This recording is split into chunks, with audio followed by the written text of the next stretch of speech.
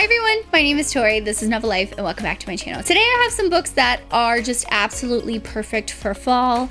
I like to read darker romances, slightly spooky romances, a little bit of fantasy aspect, a little bit of magical elements too, so I have a wide range of books to share with you. So with all that being said, let's just go ahead and jump in. I hope that maybe you pick up one of these books during the fall season. It is my absolute favorite season. I love it so much. I love the outfits. I love the colors of the leaves changing. I love the weather once it starts to cool off a little bit where I live. I just love it. I'm also born in fall, so it's just perfect for me. Anyway, like I said, I have a wide range of books on this list, so there is something for everyone. But I want to say before we dive in, just make sure you subscribe to my channel. Also follow me on Instagram if you would like to. It's always in the description box below, as well as my Patreon. I do have a Patreon that I post an exclusive video every week for you guys, vlogs or other type of sit down chatty videos. But all that being said, let's just go ahead and dive in. Like I said, during the fall, I like to read a little bit of darker books, not necessarily like full-blown dark romance, but that have like some elements that can be considered dark. So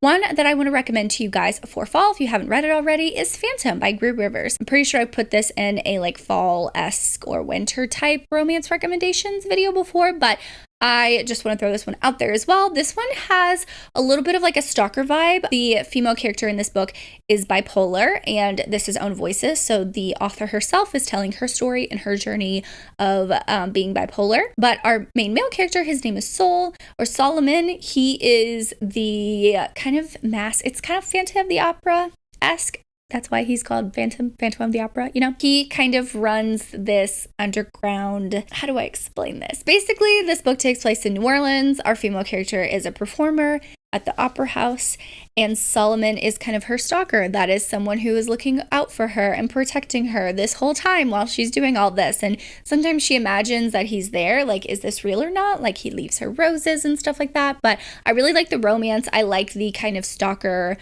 aspects of this book. It gives this just like slightly creepy, like what's going on vibes, but like kind of like in a hot way, because he's like a stalker that like wants her for himself.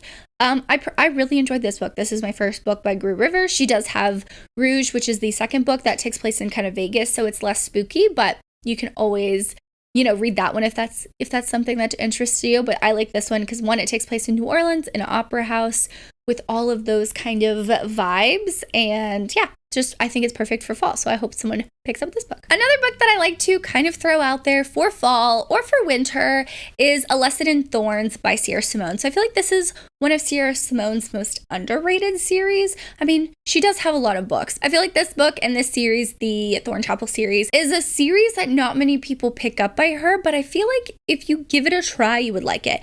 This first book specifically. So there's 4 books in the series. This follows a group of friends. There's 6 of them that kind of grew up together in Thorn Chapel, and they kind of go their separate ways as they're adults, but now they're kind of in their mid-late 20s, and they all come back to Thorn Chapel. One of our female characters in this book, Poe, she goes back to Thorn Chapel, and that's when she runs into basically everyone that she's known as a child. There is this like mystery surrounding Thorn Chapel and like what happened and mysterious things. So it kind of gives that dark academia vibe without being like truly out of college, if that makes sense. So I personally really enjoyed this series. It did take me a while to get through all of the books, but this is one series that I did finish, and I think the last book definitely makes up for the slowness in the second and third book. But this is kind of a polyamorous-ish thing that happens. You have some group activities, some stuff that they kind of like pair off individually. You have some, you know, MMF stuff, MFM stuff. There's a lot of things that happen. So if that's something that interests you, that's a little bit out there for some people, but if that sounds good to you, pick it up, because I really love this series by Sierra Simone. Another book that I want to mention is a more fantasy romance book, but that is Songs of the Hunted by Bethany Chris, or technically it's Kay Foreigner. So it's Bethany Chris writing as Kay Foreigner. Now, this book is a very, very, very dark retelling of The Little Mermaid. So basically you have a female character. She is a mermaid. She's living under the sea, and it makes it sound so happy, but this is very dark. There are some aspects in this book that can be considered very creepy, like the mer people, I guess you can say, the female character and her sisters. They have like fangs type thing, like teeth, like very sharp teeth. They have claws. They're not your typical mermaid, which is why this cover is kind of creepy, but it is one that I would recommend that is more fantasy based, just because they are mer people and creatures and stuff like that that's under the sea. But our main male character is technically a prince, but he's like a dark prince that's been tortured. There's this stuff with his mom, the dad, the ruling kingdom. There's a lot that happens and a lot of twists and turns. It is very long, but I would highly recommend it if you're looking for something that is very different in the fantasy romance genre, but still like perfect for fall. This is a very dark book, so check your triggers. But yeah, this is another kind of like fantasy heavy book that I would recommend that's very spooky and has some like elements where you're like, that's a little scary. Another book that I would highly recommend that is more fantasy now, this is more YA fantasy, and that is Belladonna by Adeline Grace. But I say still kind of YA because there are some like spooky and horror parts of this book, like scenes in this book that kind of creep me out. And I'm 28 years old. So like if you're someone who's like me that doesn't like super scary or super spooky and horror elements in books, fantasy romances or YA romances or YA fantasies or anything like that, this book is perfect for you. There was like, I think 3 scenes total that kind of creeped me out, but the overall story was absolutely amazing. I'm currently going to read Foxglove by Adeline Grace, which is the follow-up to this book, so I'm not there yet, but you definitely need to read Belladonna before you even dive into Foxglove. So that's why I'm going to recommend this one, because I think it is a very, very cool YA new adult fantasy with a little bit of romance. There is romance thrown in there, but I feel like this is very uniquely written, and I feel like there's twists and turns that some people aren't going to see. I heard the audio is really good. I physically read this, but I would highly recommend this one if you're looking for like a YA fantasy to read this fall. I know this went around a lot last year, but it's one that if you want to read Foxglove, you definitely have to read this one first. So that's why I'm recommending this one first. The next book I want to recommend is a fanfic, and I'm just going to throw it out there because I talk about this in a lot of romance recommendations, and that is Manacled by Sin-Lin Yu. So yes, this is a Harry Potter fanfic. No, you do not need to know anything about Harry Potter to read this book. I have barely watched the movies and paid attention to the movies, and I understood this book completely fine. I have heard that if you do know the series, if you've read the series, or if you have watched most of the movies and like a lot of times watched the movies, you have, I guess, a deeper connection to some of the characters, and it's cool what Sin-Lin Yu does. But this is a very dark, very much a fantasy heavy centric book. It's kind of like Handmaid's Tale. There's a lot of aspects. The trigger warnings are on specific chapters, so you can either skip them, but the author, does a very, very good job with putting in what the triggers are for each chapter and like what's in that, because I definitely think you need that for some of them, even for me.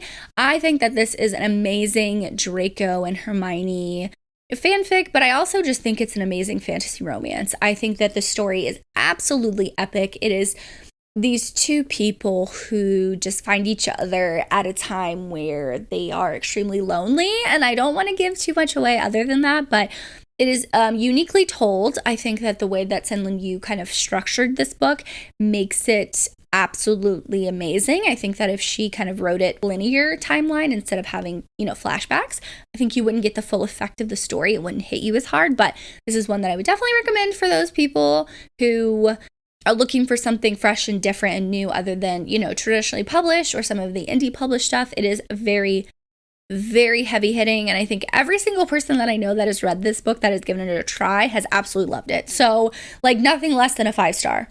So I would highly recommend it in that sense too. It is one that it's going to be on my favorites of the year, I'll tell you that. So of course I want to put it in here just in case if you want to read it. It's a perfect time for that. Very spooky, very dark, very gloomy type, atmosphere that it creates too. So perfect for fall. Another one that I want to recommend is Slaying the Vampire Conqueror by Carissa Broadbent. Of course, she has her Crowns of Nyaxia series, but I think that if you want something that is just completely a standalone, that you don't have to read 2 books basically in that series to kind of get the happily ever after, Slaying the Vampire Conqueror is it.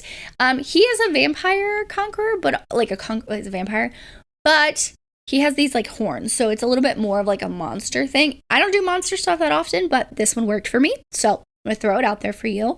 I liked it because our female character has given up her sight to the goddess that she worships, and she is sent in kind of like as a spy to kind of take down the vampire conqueror from within, kind of becomes his seer, stuff like that. So yeah, it is one that I would recommend. If you want to try Carissa Broadbent and you've never read anything by her, definitely give this one a try. Just to kind of see if her writing's for you. And then I would suggest jumping into the Crowns of Nyaxia series, which has book 1, and then they have a 1.5 novella, and then book 2. That's out right now. But after book 2, you get a happily ever after for the 2 characters that you're following. But this one, Slaying the Vampire Conqueror, definitely get an HEA in this book. It is long, but it is worth it. I really enjoyed it. The next book I want to recommend is not technically a romance, but I want to throw it out there. And that's why this video is called Fall Book Recommendations, because this one's not a romance. And that is Cackle by Rachel Harrison. So I recently read this book, and like, I am a romance girly to my core, but I really enjoyed this book. I gave it 4 stars. For it to be a fiction book, it is perfect, spooky, not horror elements, but just those spooky elements that you just want. You know what I mean? Like this is definitely it for you. This is what is gonna like hit it for you. There is no romance in here. Our female character is getting over an ex-boyfriend, and she goes to this super small town. She leaves Manhattan, so like the middle of New York, to go upstate to this super small town in New York. Sophie meets Annie, and Annie basically, I'll tell you, is a witch. You come to find out pretty quickly in the book. There's like some things that you kind of allude to. Spiders are her thing, which is why spiders are on the cover. That is a little creepy to me. I hate spiders, so that's like another creepy aspect. But you see like Annie's story, and Annie and Sophia have this really interesting friendship that develops over the book, where they both kind of help each other. And I find it very interesting the way she told the story. I wasn't expecting to like it as much as I did. I'll be 100% honest. I thought this was going to be like a 3-star read, solid, but I liked the ending, how everything wrapped up. I think it was told really uniquely, and I love it. So I'm going to throw this one out there for anyone who is okay with reading something that doesn't have a romance in it. This one is a perfect fall book. Now, the next 2 books I want to recommend are from the same author, and that is The Dead Romantics and The 7-Year Slip. So The Dead Romantics came out last year by Ashley Poston. I read it, gave 4.5 stars. I really enjoyed this. Now, The 7-Year Slip just came out this year. I just read it, and I gave it 5 stars. I teared up in this book. It made me extremely emotional.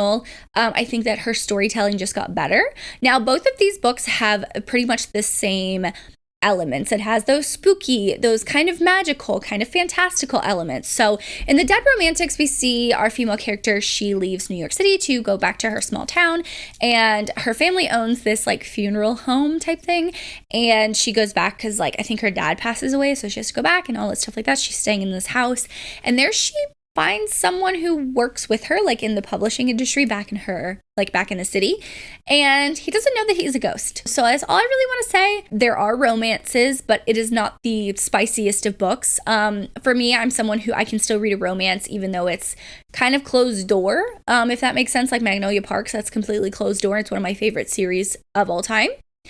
So while I hope that doesn't like shy you away from reading this book, because I think Ashley Poston has a very unique way of telling a story, and I did not miss the spice in the books. So yeah, this is The Dead Romantics. He has a little bit of a thing with she has a little bit of thing with a ghost. It's interesting the way she tells it. It's also interesting the way that the HEA comes about. So just give it a shot. But I would add the 2, and you can read them as standalones. You don't have to read the 7-Year Slip before The Dead Romantics. It just is like I don't even think it's in the same series. It's just literally like standalones. This one I would highly recommend more than The Dead Romantics, just because I personally liked it more.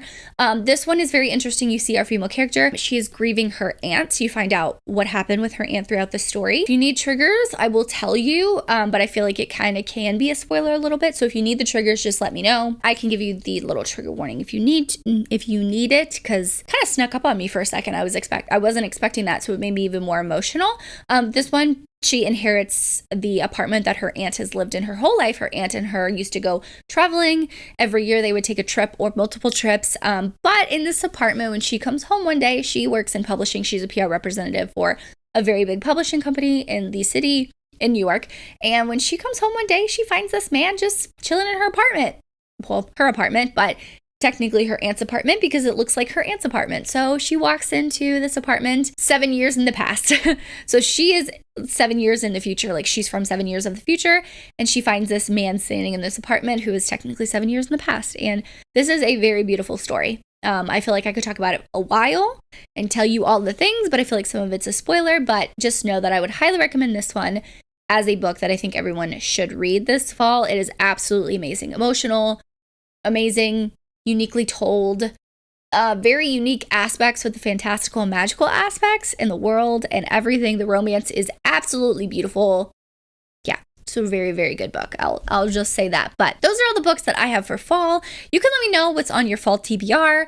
I have a decent amount of books on my fall TBR that I cannot wait to read, but I'm filming this in the middle of September, so we still have the rest of fall for me to read those books. Definitely more spooky, definitely more dark, definitely more fantasy-esque books. Drop me a vampire emoji. Yeah, drop me the vampire emoji in the comments down below. Thank you so much for watching. Make sure you like and subscribe for more content from me. As always, I hope you're living a novel life, and I will see you in my next one. Bye, guys.